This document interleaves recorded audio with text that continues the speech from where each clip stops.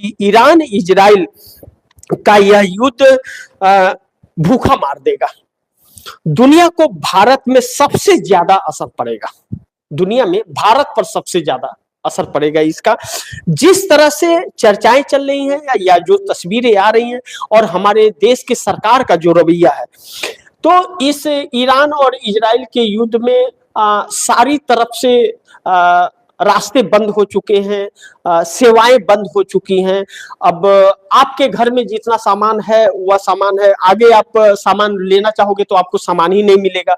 Transport के लिए oil की दिक्कतें आने वाली है, ऑयल है नहीं, छटपटा रही कंपनियां बंद होने की कगार पे आ जाएगी। वह बहुत इतनी मुश्किल खड़ी हो जाएगी कि नरेंद्र मोदी के पास रास्ता नहीं है। अब देखो, आप रसिया से लाओगे, ईरान से लोगे, वेनेजुएला से लोगे या अमेरिका से लोगे, आपको इसी से फैसला करना है। यही रास्ते हैं आपके पास, यही 3-4 देश है जो ऑयल आपको दे रहे हैं, पूरी दुनिया का ऑयल का को कवर कर रहे हैं और दे रहे हैं। तो ऐसे में जब चाइना ने तो अपना ऑयल पूरा स्टॉक कर लिया, 6 महीना ये चलाए तो उसे कोई फर्क नहीं पड़ने वाला है, लेकिन भारत तो 10 दिन में सांस टूट रही है। बोले 10 दिन का सामान ही है इसके पास, 10 दिन का सामान ही है। करते क्या है, या बजट जो आता है पैसे का कर क्या रहे हैं यह समझ नहीं आ रहा है कि कुछ इनके पास है ही नहीं, सब कंगाल बना करके रख दिया है, कोई व्यवस्था इनके पास नहीं है। आया राम गया राम है, इसकी टोपी उसके सर, उसकी टोपी इसके सर, खेल खेल रहे हैं या लोगों को पाखंड गुमराह कर रही है यह सरकार।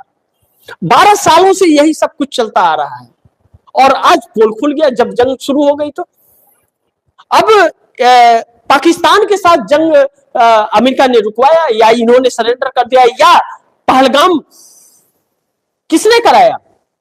कहीं इन्हीं लोगों ने तो नहीं कराया, यह सख्त लोगों को जा रहा है। यही राज तो नहीं है ट्रंप के पास, या एप्स्टीन का राज तो नहीं है, या अडानी का राज तो नहीं है। राहुल गांधी जो लगातार हमलावर है, राहुल गांधी ने सही नस दबाई है इस सरकार की।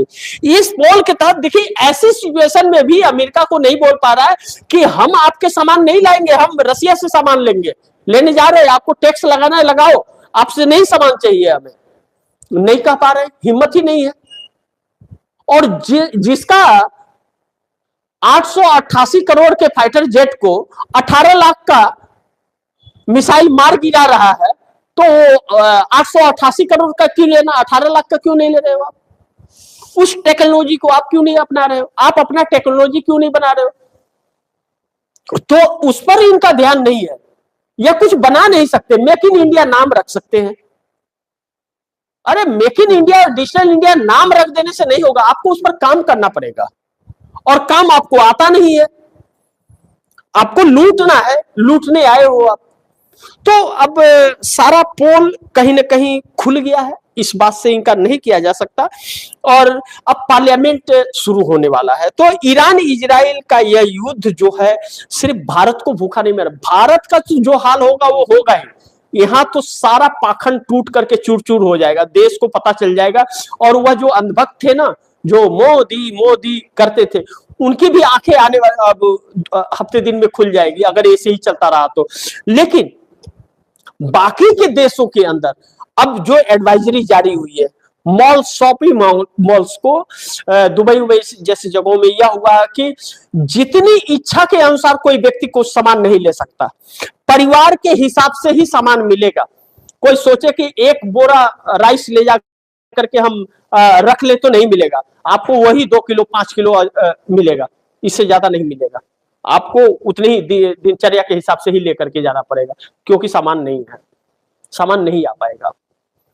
तो इस तरह की एडवाइजरी जारी करना यह भी बड़ी महत्वपूर्ण है। देखते हैं आगे क्या होता है, जो भी होगा खबरें आप दर्शकों तक लाते रहूंगा। लेकिन मोदी संकट बढ़ गया है और इस युद्ध का अभी तो फिलहाल अंत नजर नहीं आ रहा है। लेकिन और गुजारिश करूंगा इस खबर को ज्यादा से ज्यादा शेयर करें, अपने दोस्तों को भी कहें आगे शेयर करें। आपने अगर टीएफडी इंडिया न्यूज़ 24 को सब्सक्राइब नहीं किया, सब्सक्राइब कीजिए, अपने दोस्तों को भी कहिएगा सब्सक्राइब करें।